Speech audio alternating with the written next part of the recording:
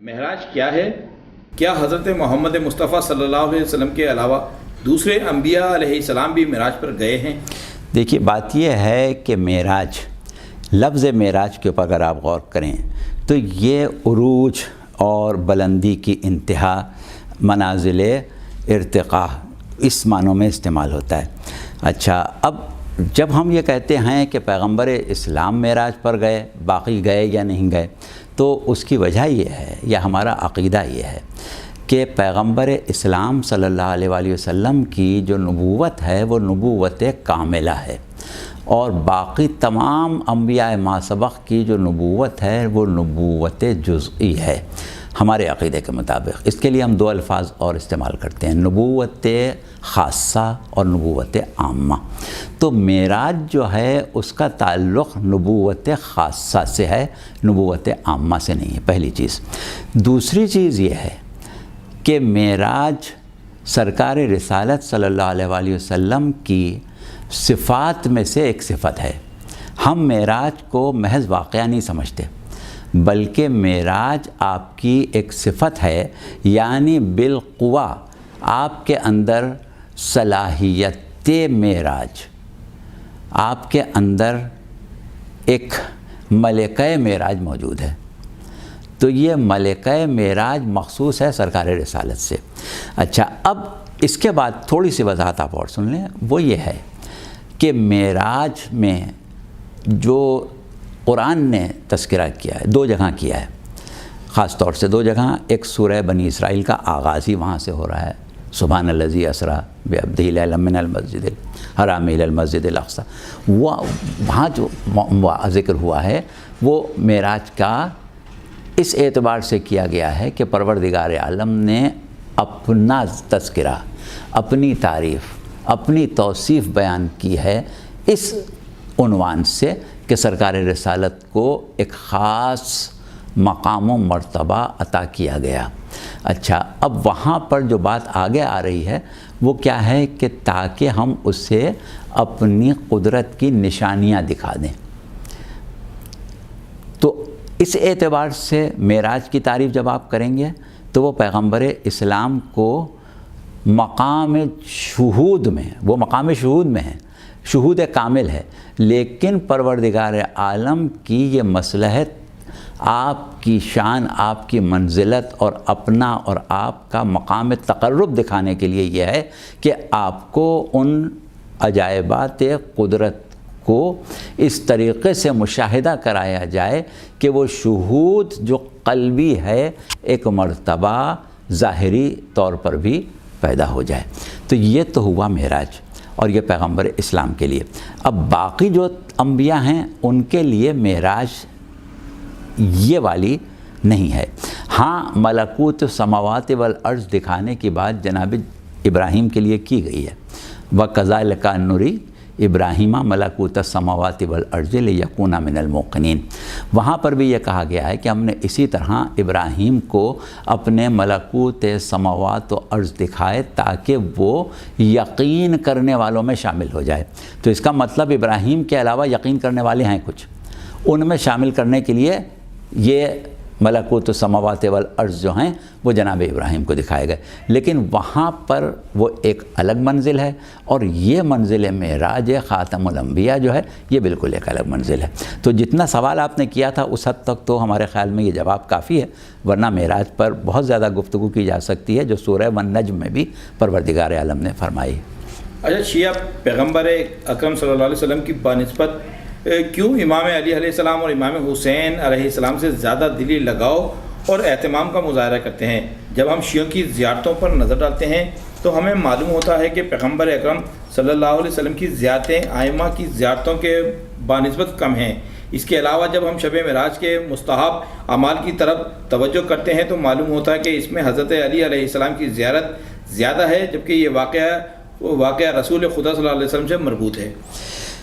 دیکھیے، بات کیا ہے، یہ سوال اس وقت پیدا ہوتا ہے کہ جب ہم ایک مرتبہ پیغمبر اسلام اور اہل بیت میں فرق کریں، یعنی ان کو ایک الگ حیثیت دیں اور انہیں ایک الگ حیثیت دیں، جبکہ صورت یہ ہے کہ سرکار رسالت نے اس وقت کہ جب پروردگار عالم آیہ درود نازل کر رہا ہے اور کیا کہہ رہا ہے کہ ان اللہ و ملائکتہ یصلون علی النبی، ٹھیک ہے، ایمان نبی کی بات ہے صرف، لیکن جب سرکار رسالت سے اس مقام پر لفظ نبی کے استعمال کے بارے میں سوال کیا جاتا ہے تو آپ فرماتے ہیں کہ یہاں مفہوم نبوت یا مفہوم نبی جو ہے وہ ذات پیغمبر پر میں ختم نہیں ہو رہا ہے، بلکہ درود کی تکمیل یہ ہے کہ محمد کے ساتھ آل محمد کو شامل کرو۔ تو گویا لفظ نبی استعمال ہوا آیہ درود میں، لیکن اس کی تفصیل، اس کی تشریح، اس کی تطبیق جب سرکار رسالت نے بیان کی تو کیا کہا کہ محمد و آل محمد پر درود بھیجو۔ اسی طریقے سے آیہ تطہیر نازل ہو رہی ہے، انما یرید اللہ لیذھب عنکم الرجس اہل البیت۔ کس کے لیے نازل ہو رہی ہے؟ اہل بیت کی عصمت کے بارے میں، لیکن شیعہ عقیدے کے مطابق یہ عصمت پیغمبر اسلام پر بھی دلیل ہے۔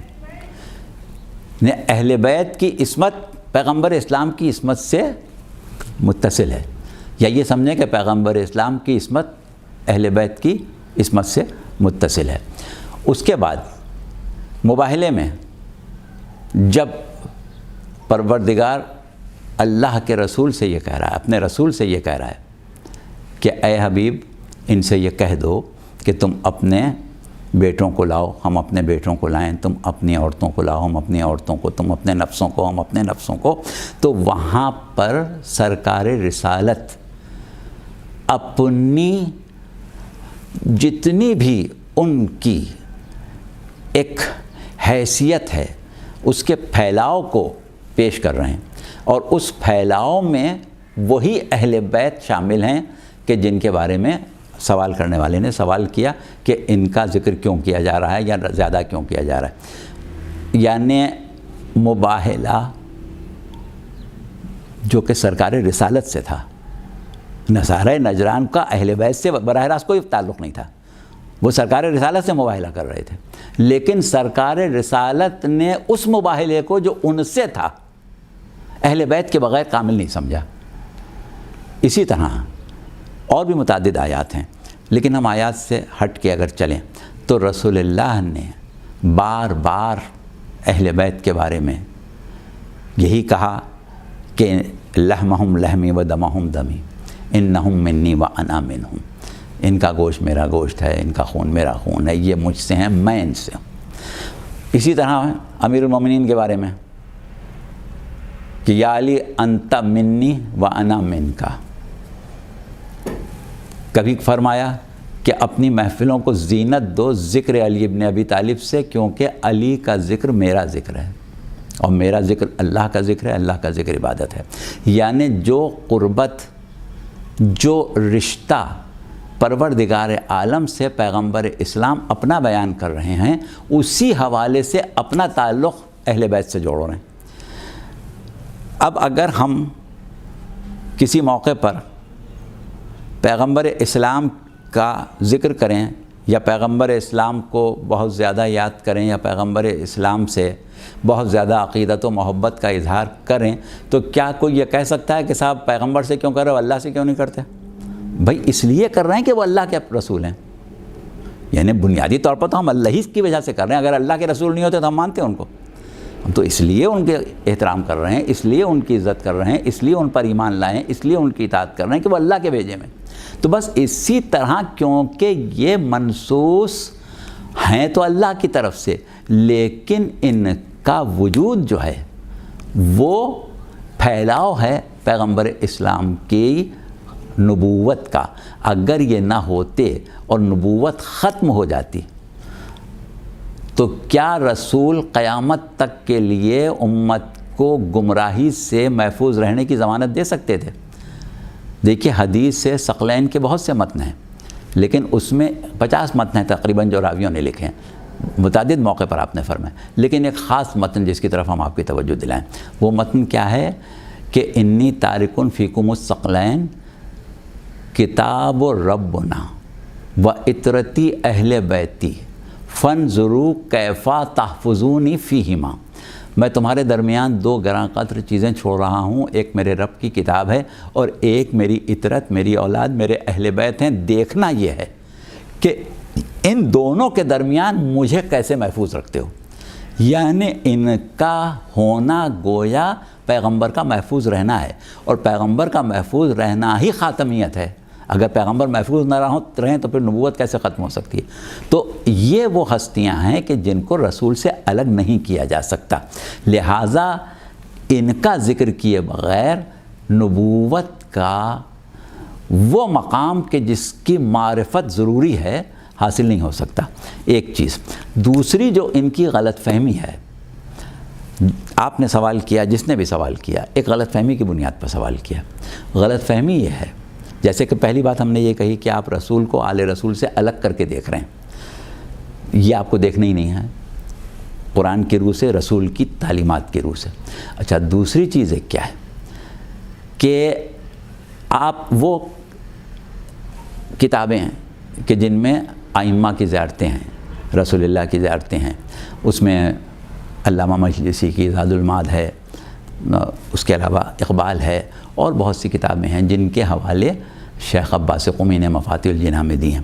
اب مفاتیح الجناح میں اگر آپ جا کے دیکھتے ہیں، نہ پڑھیں آپ اقبال، نہ پڑھیں آپ زاد المعاد، آپ اسی کو دیکھ لیں تو اس میں کیا صورت ہے کہ وہ زیارت جو پیغمبر اسلام کی لکھی ہے، جس کے اوپر لکھا ہے زیارت رسول از بعید، یعنی اپنے گھر سے پڑھنے کی زیارت، اس کی ضخامت دیکھیں کتنی بڑی زیارت ہے وہ۔ اچھا، اس کے بعد ائمہ کی زیارتوں میں مشترکہ زیارت، ایک مشترکہ زیارت ہے جسے زیارت جامعہ کبیرہ کہتے ہیں، جو ہر معصوم کے لیے آپ پڑھ سکتے ہیں، اس میں پیغمبر اسلام بھی شامل ہیں۔ السلام علیکم یا اہل بیت النبوہ و معدن الرسالہ و مختلف الملائکہ و خزان و مختلف الملائکہ و محبت الوحی و خزان العلم، یعنی یہ ساری چیزیں جو ہیں پیغمبر اسلام سے منسوب ہیں۔ اس کے بعد آپ یہ تو دیکھ رہے ہیں کہ تعداد میں 12 اماموں کی زیارتیں آپ کو زیادہ نظر آ گئیں، چلیے مان لیا ہم نے زیادہ نظر آ گئیں، لیکن ان زیارتوں کا مواد کیا ہے؟ کوئی زیارت ایسی ہے جو یبنا رسول اللہ سے شروع نہ ہوتی ہو، یعنی امام کو رسول کی نسبت سے ہی یاد کیا جا رہا ہے، الگ سے نہیں یاد کیا جا رہا ہے۔ پھر اس کے بعد کیا یہ مشترکہ عقیدہ عالم اسلام کا نہیں ہے کہ قل لا، پوری آیت آپ نے پڑھی ہے، اسألکم علیہ اجرا الا المودۃ فی القربہ، تو وہ لوگ جن کے بارے میں آپ یہ کہہ رہے ہیں کہ ان کا نام کیوں ہے، ان کی زیارت کیوں ہے، بھائی آپ کو اجر کس کو ادا کرنا ہے؟ رسول کی رسالت کا اجر کرنا ہے، رسول کے کار نبوت کا اجر ادا کرنا ہے، تو رسول کے کار نبوت کا اجر ادا کرنا آپ چاہتے ہیں، رسول کہہ رہے ہیں جاؤ ان سے محبت کرو، تو ان کی محبت براہ راست ان کی طرف جھکاؤ نہیں ہے، ان کی محبت بحکم خدا اجر رسالت پیغمبر اسلامی ہے، لہذا پیغمبر اسلام سے ان کو آپ الگ کر ہی نہیں سکتے۔ تو یہ سوال جو ہے یہ صرف غلط فہمی کی بنیاد پر ہے، ورنہ اس میں کوئی ایسی وزنی بات نہیں۔ ناصر ہاشمی صاحب یہ بتائیے، کیا یہ حدیث صحیح ہے کہ پیغمبر خدا صلی اللہ علیہ وسلم نے دایا کے نہ ہونے کی وجہ سے کئی دن تک اپنے چچا ابو طالب کے پستان سے دودھ پیا؟ دیکھیے، حدیث ایک چیز ہوتی ہے کہ جو فرمان ہوتا ہے معصوم کا، اور ایک چیز ہوتی ہے واقعہ جسے ہم تاریخ کہتے ہیں، یہ حدیث نہیں ہے، یہ تاریخ ہے۔ اچھا، اب تاریخ کا جہاں تک تعلق ہے، تاریخ میں بہت کچھ لکھا ہوتا ہے، لیکن ضروری نہیں ہے کہ انسان اس تاریخ کو قبول کر لے، اور دوسری چیز یہ کہ ہماری بنیادی چیز جو ہے وہ ہمارا ایمان ہے، وہ چیزیں ہیں جن سے ہمیں اس طریقے سے گزرنا ہے، سمجھنا ہے، معرفت حاصل کرنا ہے کہ قبر میں سوال ہونے والا ہے، محشر میں سوال ہونے والا ہے۔ یہ بات کہ آیا رسول نے اس طرح دودھ پیا یا نہیں پیا، نہ ہم سے قبر میں پوچھا جانے والا ہے، نہ ہم سے آخرت میں پوچھا جانے والا ہے، اور نہ ہی اس پر عقیدہ یا عقیدہ نہ رکھنے سے ایمان کے اوپر کوئی فرق پڑنے والا ہے، یہ بات تو اپنی جگہ ہے۔ باقی تاریخ میں یہ واقعہ ہے حیات القلوب میں علامہ مجلسی نے لکھا ہے. تو اب آپ چاہیں تو اس کو مان لیں کیونکہ لکھا ہے، لیکن یہ کہ وہ بھی اس انداز پر نہیں لکھا گیا ہے کہ یہ ایمان کا جزو ہے، اس کو ماننا ضروری ہے. اور کیونکہ پیغمبر اسلام کی ذات ایک ایسی ذات تھی کہ جن کا دنیا میں آنا، جن کی بعثت ہونا ایک رسول کی حیثیت سے اس آیت میں شامل ہے. لقد ارسلنا رسولنا بالبینات، بے شک ہم نے اپنے رسولوں کو بھیجا معجزات کے ساتھ. تو جب معجزات کے ساتھ بھیجا تو کوئی بھی معجزہ ظاہر ہو سکتا ہے، اور معجزہ جو ہوتا ہے وہ پروردگار عالم کا عمل ہوتا ہے، اور اس عمل کا مقصد یہ ہوتا ہے کہ جس کو ہم بھیج رہے ہیں اس کی حقانیت پر کسی قسم کا شک و شبہ نہ ہونے پائے. تو اس اعتبار سے آپ صحیح مانیں غلط مانیں کوئی فرق نہیں پڑے گا. اگلا سوال، قرآن مجید میں آیا ہے کہ انسان کا رزق حلال ہونے کے علاوہ طیب یعنی پاک بھی ہونا چاہیے. تو آیا سوال یہ کہ حلال اور پاک میں کیا فرق ہے؟ دیکھیے حلال اور پاک میں فرق تو بہت ہے، بہت سے مقامات پر فرق ہے.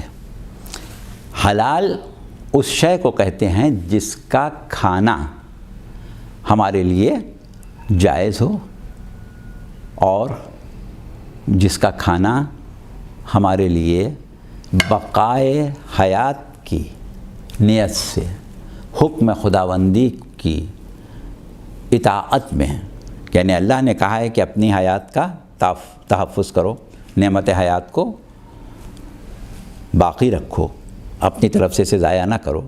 اب اس کو ضرورت ہے رزق کی، غذا کی، تو اس غذا کا استعمال جس کا خاص طور سے پروردگار عالم نے بحیثیت حلت حلال ہونے کے تذکرہ کیا ہے، اس کو ہم لفظ حلال استعمال کرتے ہیں، یعنی اس کو کھانے میں ایک قسم کا ثواب ہے، فضیلت ہے. اچھا، لیکن اگر ہم پاک نجس کی بات کریں تو بہت سی چیزیں ایسی ہیں جو شرعاً فقہی اعتبار سے پاک ہیں، بلکہ پاک کرنے والی ہیں. جیسے مثال کے طور پر مٹی ہے، تو مٹی جو ہے وہ پاک ہے جب تک کہ اس میں کوئی نجاست شامل نہ ہو. اور مٹی وہ شے ہے جو بعض چیزوں کو پاک کرتی ہے، جیسے پیر کے تلے کو پاک کرتی ہے، جوتے کے تلے کو پاک کرتی ہے، لاٹھی کو لنگڑے کی پاک کرتی ہے.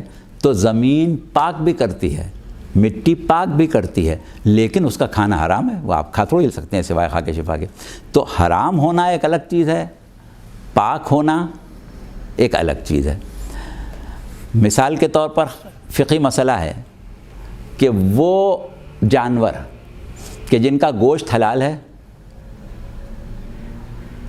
ان کا فضلہ پاک ہے، یعنی گائے کا گوبر پاک ہے، تب اس کا مطلب نہیں کہ ہم اس کو کھا بھی لیں، حلال تو نہیں ہے، پاک ہے. یا ہم جو لباس نماز کے لیے پہنے ہوئے ہیں اس کا پاک ہونا ضروری ہے، پاک ہے، اب یہ مطلب نہیں کہ حلال بھی اس کو کھا بھی لو. تو حلال ہونا ایک الگ چیز ہے، پاک ہونا ایک الگ چیز ہے، پہلے تو اس کو سمجھ لیں. پھر جو آپ نے لفظ طیب لیا ہے اور طیب کے معنی پاک کے لیے ہیں، تو اس اعتبار سے جواب آپ کا مکمل ہو گیا. لیکن یہاں طیب کے معنی وہ پاک نہیں ہے جس کی ہم فقہی پاک ہونے کی بات کر رہے ہیں. وہ رزق کا ایک ایسا تعارف ہے کہ انسان جب رزق حاصل کرتا ہے تو رزق حلال کماتا ہے. رزق حلال کمانا ایک الگ چیز ہے، رزق طیب کمانا ایک الگ چیز ہے.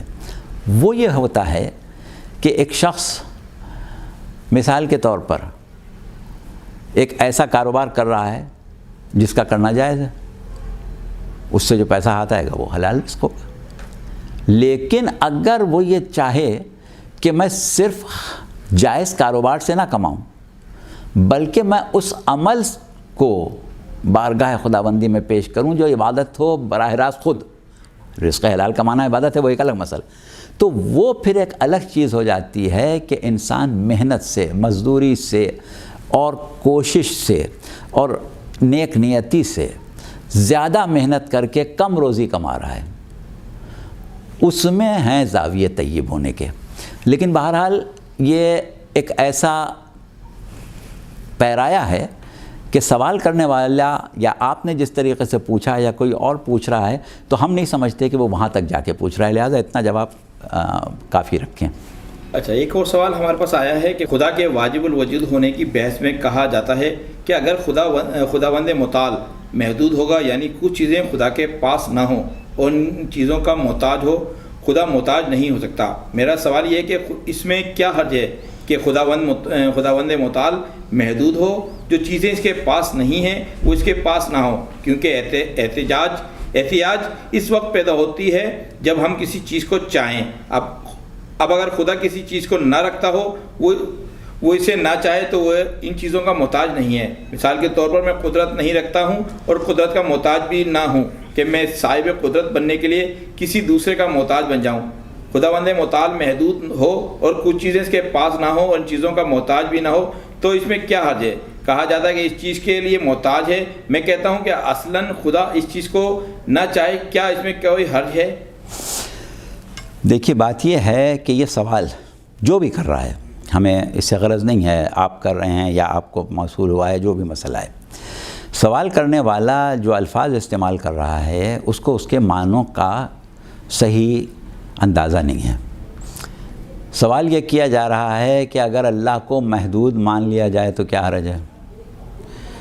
محدود سے کا تصور کیا ہے؟ کس چیز کو محدود کہتا ہے؟ اس لیے کہ محدود کا لفظ استعمال کرنے کے بعد وہ یہ کہہ رہا ہے کہ ہم اللہ کو محتاج نہ مانیں، لیکن اس نہ ماننے کی وجہ یہ ہو کہ کسی شے کو وہ چاہتا ہی نہ ہو۔ اب سوال یہ کہ چاہنا اور محتاج ہونا کیا دو ایک باتیں ہیں؟ بالکل ایک نہیں ہے۔ مشیت الگ ہے، احتیاج الگ ہے۔ حدود سے احتیاج کا تعلق ہی نہیں ہے، نہ حدود سے مشیت کا تعلق ہے، وہ الگ پیرائیں ہیں، یہ الگ پیرائیں ہیں۔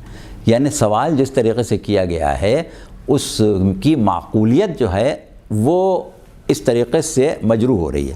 اب ہم اس کو واضح کر دیں، سنیے۔ محدود، ایک لفظ استعمال کیا محدود، ایک لفظ استعمال کیا محتاج، ایک لفظ استعمال کیا چاہنا، ٹھیک ہے؟ اب محدود کسے کہتے ہیں؟ محدود حد سے بنا ہے۔ اس شے کو محدود کہتے ہیں جس کی حدود کا تعین کیا جا سکے، جس کی حدود متعین ہو، یعنی ان سے باہر وہ نہ ہو، حدود کے اندر ہو، حدود سے باہر نہ ہو۔ اچھا، اب اگر ہم یا کوئی شخص اللہ کے بارے میں لفظ محدود استعمال کرے تو فوراً یہ سوال پیدا ہوگا کہ وہ حدود ذات میں ہیں یا صفات میں ہیں۔ دوسری چیز یہ کہ اللہ کی تین صفات بنیادی ہیں: حیات، علم اور قدرت۔ اب اگر ہم کہیں کہ وہ حیات میں محدود ہے تو حیات میں محدود ہونے کا مطلب کیا ہوا؟ کہ حیات کا کسی مقام سے آغاز ہو رہا ہے اور کسی مقام پر انجام ہو رہا ہے، کہیں ختم ہو رہی ہے۔ تو اگر ہم اللہ کی حیات کو محدود کر لیں تو نہ وہ قدیم رہے گا اور نہ ہی وہ واجب الوجود رہے گا۔ تو یہ عقیدے کے خلاف چلی جائے گی بات، حقیقت کے خلاف چلی جائے گی، لہٰذا حرج کی کیا بات؟ بہت بڑا حرج ہے، ایسا ہم کر ہی نہیں سکتے۔ اپنا عقیدہ ہی ختم کر لیں گے، ہم اپنی جو ایمان کی کیفیت ہے اسی کو ختم کر لیں گے، توحید ہی کو میں آگ لگا دیں گے۔ حرج، بہت بڑا حرج۔ اچھا، پھر اس کے بعد وہ کہہ رہے ہیں کہ اگر اللہ محتاج کسی چیز کو نہیں چاہتا تو اس کا محتاج نہیں ہے۔ نہیں چاہنا محتاج ہونے کی یہ بات ہے۔ محتاج کا لفظ بنا ہے احتیاج سے۔ احتیاج کہتے ہیں ضرورت کو، جس کا آپ انگریزی ترجمہ کرتے ہیں نیڈ، اور چاہنا جو ہے جس کو آپ انگریزی میں وش کہتے ہیں وہ ہے مشیت۔ جیسے آپ اللہ کے بارے میں کہتے ہیں انشاء اللہ، اگر اللہ نے چاہا۔ تو چاہنا ایک الگ چیز ہے، احتیاج ایک الگ چیز ہے۔ احتیاج نقص ہے، چاہنا یا نہ چاہنا نقص نہیں ہے۔ آپ نے دونوں کو ملا دیا۔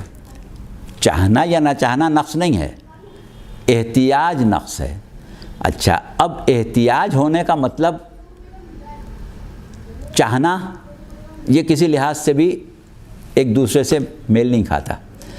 کیا ایک شخص جو بیمار ہے وہ چاہتا ہے کہ اس کی کیمو تھراپی ہو؟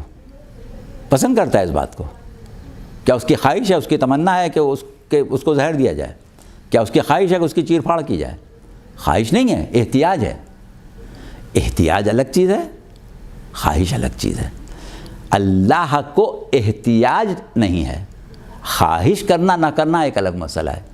لہٰذا اس کو نہ محدود ہونے سے ملایا جا سکتا ہے، نہ واجب الوجود ہونے سے ملایا جا سکتا ہے۔ ہاں یہ ضرور ہے کہ احتیاج ذات باری تعالیٰ کے لیے نقص ہے، اور ذاتی باری تعالیٰ کے لیے نقص تجویز کرنا اس کو اہلیت معبودیت سے برطرف کرنا ہے۔ لہذا بہت بڑا حرج ہے اس میں بھی۔ آپ کہہ رہے ہیں کیا حرج ہے؟ ارے کیا سارا حرج ہی حرج ہے، توحید ہی ختم ہو گئی۔